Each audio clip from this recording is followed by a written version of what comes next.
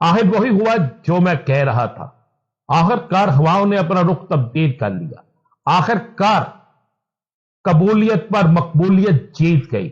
आखिरकार यह फैसला हो गया कि 8 फरवरी को नजर आ रहा है हर जगह से, हर शहर से, हर मोहल्ले से, हर जिले से, हर सूबे से कि तहरीक इंसाफ के उम्मीदवार जीत रहे।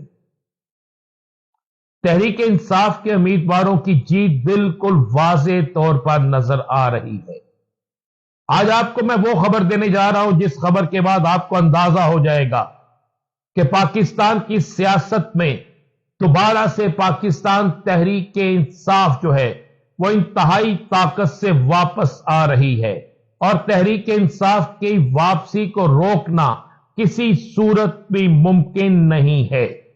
अब आप सोच रहे होंगे कि बहुत से लोगों ने मुझसे यह सवाल किया कि राना अजीम हमें यह तो बता दें, अगर पोलिंग स्टेशन के अंदर धांधली हो गई, किस तरह धांधली होगी? क्या यह 1-to-1 मुकाबला है? किसी जगह भी 1-to-1 मुकाबला नहीं है।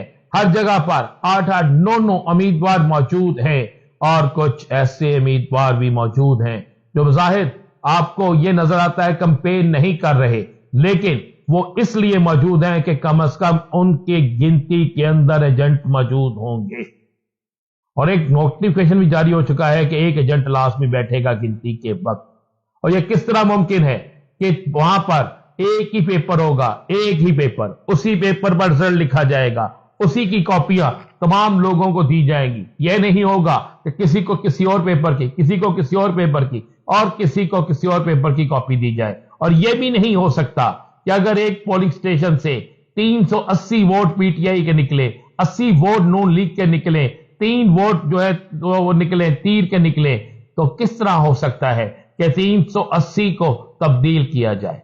यह मुमकिन नहीं है, यह किसी सूरत में मुमकिन नहीं होगा, क्योंकि मेरे पास एक वाज़ेह तौर पर इत्तला है, बिल्कुल क्लियर बता दो कि कप्तान ने बाकायदा प्लान सी बना रखा है। यह प्लान सी इलेक्शन से 4 दिन नहीं 2 दिन पहले अचानक आएगा। और अचानक जिस वक्त ये प्लान सी आएगा, उस प्लान सी में किस तरह आपने अपने वोट की हिफाजत करनी है, किस तरह आपने रिजल्ट हासिल करना है, किस तरीके से आपके लोग पोलिंग स्टेशन पर जाएंगे, और कुछ ऐसी चीजें होंगी जो एक बड़ा सरप्राइज होगा। ऐसा सरप्राइज जिसको देखकर, जिसको सुनकर, जिसको जानकर तमाम के तमाम सियासी मुखालिफिन जो है वो बिल्कुल चारों शानों चित हो जाएंगे।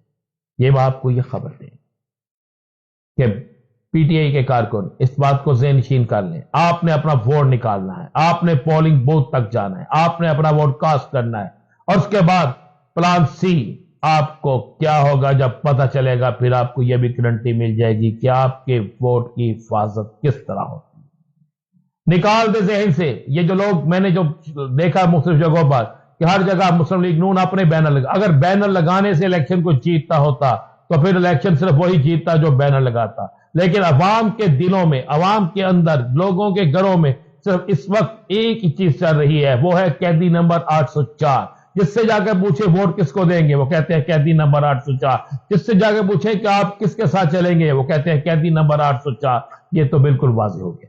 अब आपको एक बड़ी खबर देने जा रहा हूं, वो बड़ी खबर जिसके मुतालिक बहुत से जराए तस्दीक कर चुके हैं, खुद बैरिस्टर ग्रोवर जो है इस बात की तस्दीक कर चुके हैं। खबर यह है, और बड़ी अहम तरीन खबर यह है कि बहुत से अहम तरीन अफवाज जो हैं वो किसी ना किसी तरीके से कैदी नंबर 804 के साथ राब्ता करने की कोशिश कर रहे हैं। और इस राब्तों के लिए कुछ साबिक बड़े नामवर लोग जो है वो इंतहाई मुतहर्रक हो चुके हैं, और सुनने में आया है कि अगले चंद दिनों में बड़े राब्ते होंगे, और ये बड़े राब्ते कैदी नंबर 804 के साथ होंगे।